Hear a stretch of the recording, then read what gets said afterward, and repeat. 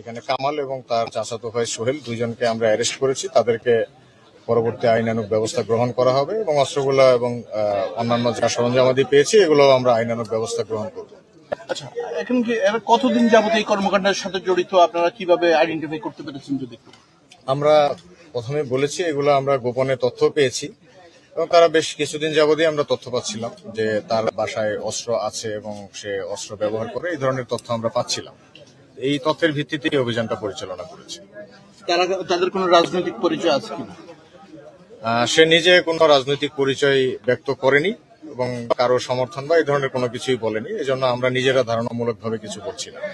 আচ্ছা, অতীতে যেই হত্যাকাণ্ডগুলো হয়েছে 5 আগস্টের পর থেকে একটা অরাজকতা সৃষ্টি হয়েছিল, সেই হত্যাকাণ্ড এবং অরাজকতার সাথে তাদের কোনো সংশ্লিষ্টতা পেয়েছেন কিনা? তার নামে 3টা মামলা আছে, যেগুলা মূলত চাঁদাবাজি, মারামারি এই রিলেটেড মামলা আছে, হত্যা মামলা নেই তার নামে।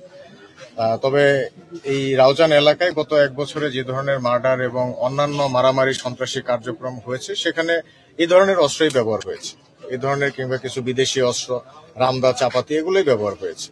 এক্স্যাক্টলি এটা হয়েছে কিনা এটা আমরা এখন বলতে পারছি না, এটা হয়তো রিমান্ডে নিয়ে আসলে বলা যাবে।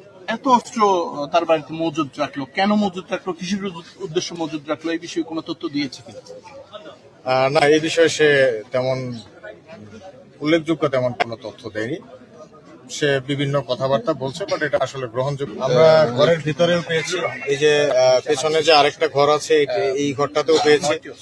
তারপর ঘরের পাশে যে আপনার একটু লুকিয়ে রাখা ছিল, মানে কাঠ বা এগুলো দিয়ে পাটাতন বানানো, এর নিচে ভালোভাবে লুকিয়েও রাখা ছিল কিছু জায়গায়। বিভিন্ন জায়গা থেকে আমরা উদ্ধার করেছি এবং আলমারির ভেতর থেকেও পেয়েছি। মদের বোতল, চাপাতি এগুলো আলমারির ভেতর থেকে পেয়েছি, ছাদের উপর থেকে পেয়েছি। দেখতে পাচ্ছেন আসলে চকলেট বোমা লম্বা।